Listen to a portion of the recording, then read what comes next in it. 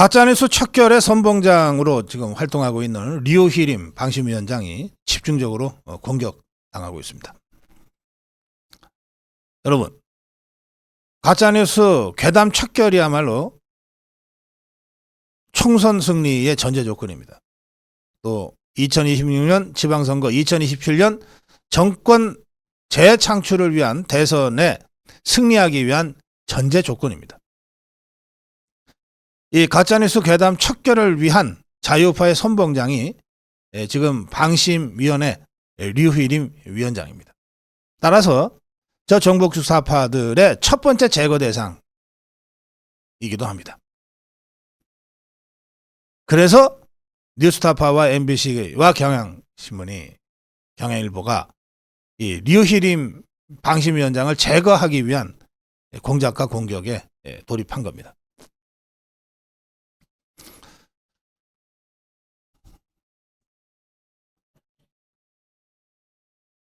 류희림 위원장의 그 인척들이 성명불상의 방심위 사무처 직원, 이 정보 유출을 한 방심위 사무처 직원과 뉴스타파의 기자와 MBC 기자 등을 개인정보보호법 위반 혐의로 고발하기로 결정하면서 이 싸움이 점점 확대되고 있습니다. 류희림 위원장의 가족과 지인들은 뉴스타파와 MBC 측이 취재윤리를 위반했다고, 개인정보를 유출했다고 하면서 지금 사법 처리에 나선 겁니다. 류희림 위원장의 누나 류모 씨 측은 MBC가 류 씨가 운영하는 대구 식당에도 찾아가서 캐나다로 이민 간 류 씨의 아들 채모 씨를 언급했다고 밝혔어요. 류 씨의 딸 채모 씨는 세계일보와의 통화에서 오빠와 엄마는 이번 민원과는 아무런 관계도 없고 방심위가 뭘 하는 곳인지도 모르는 분인데 어떻게 민원인도 아닌 엄마와 오빠의 신상까지 파악해 취재했는지 의문이다. 민원에 대한 개인정보뿐만 아니라 가족이 아니면 알 수 없는 정보까지 거론했다. 가족관계 정보를 들춰봤다는 의심이 들 수밖에 없다. 그래서 이들을 고발하게 됐다. 이렇게 밝혔습니다. 이 문제 관련해서 공정언론 국민연대라는 단체가 성명서를 발표했습니다. 성명서의 내용을 함께 좀 공유하는 것이 좋겠습니다. 민주당과 좌파 매체들이 일제히 공세에 나섰다. 이들의 공격 대상은 최근 가짜뉴스 근절에 가장 적극적으로 활동 중인 류희림 방심위원장이었다. 선봉은 뉴스타파와 MBC가 맡았고 경향신문이 측면 공격을 맡았다. 이들의 보도 후 하루 만인 어제 민주당이 대대적인 지원 폭격에 나섰다. 민주당은 류희림 위원장이 직권남용과 언론 탄압을 자행했다. 자진 사퇴하거나 최소한 업무에서 배제해야 한다며 공세에 나섰다. 뉴스타파, MBC, 경향신문 그리고 민주당으로 이어지는 이 류희림 위원장에 대한 공격은 문재인 정부 주사파 출범 이래 지난 7년간 수없이 목격해왔던 상투적인 수법이다. 공정언론 국민연대는 이들이 사전에 짜고 가짜뉴스와 전쟁 중인 류희림 위원장을 공격하고 보복하고 치명적인 타격을 주기 위해 공작을 벌였다는 합리적인 의심을 하고 있다. 뉴스타파와 MBC는 신앙님 김만배 녹취록을 조작 보도한 혐의로 방심위로부터 제재를 이미 받은 바 있다. 그럼에도 반성은 고사하고 자신들에 대한 방심위 심의가 순수한 민원이 아니라 방심위원장 개인 사주에 의해 이루어진 것이라는 공세를 펴고 있는 것이다. 후안무치한 적반하장 공격이다.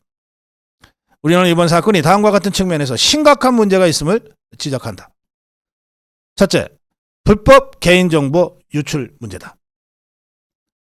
어제 자신을 뉴스타파 PD라고 소개한 특정인이 공언련 사무총장에게 전화해 공언련으로 하여금 방심위에 고발을 하도록 지시한 사람이 누구냐고 따지듯이 질문했다. 경악스럽다. 공심이나 공공기관에 대한 민원 접수는 민원인의 신분 보호를 원칙으로 한다.